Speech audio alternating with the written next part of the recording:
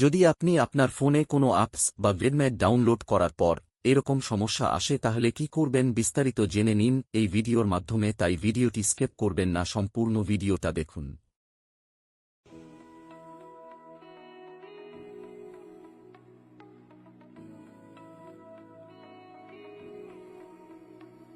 तू बात करे या ना मुझसे, चाहे आंखों का पैगाम न ले, पर ये मत कहना अरे वो बदले, मुझे देखना तू मेरा नाम न ले।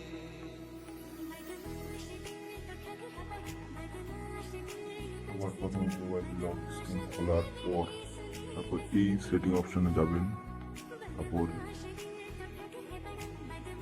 অ্যাপস নামে অপশনটি খুঁজবেন, অ্যাপস ম্যানেজমেন্ট,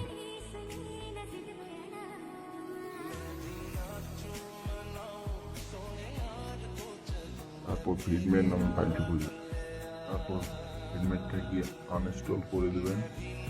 আনইনস্টল করার পর ডটে ক্লিক করবেন, এখানে লিস্ট অ্যাপস বলে অপশন থাকবে 3 নম্বরে, ওটা ক্লিক করবেন।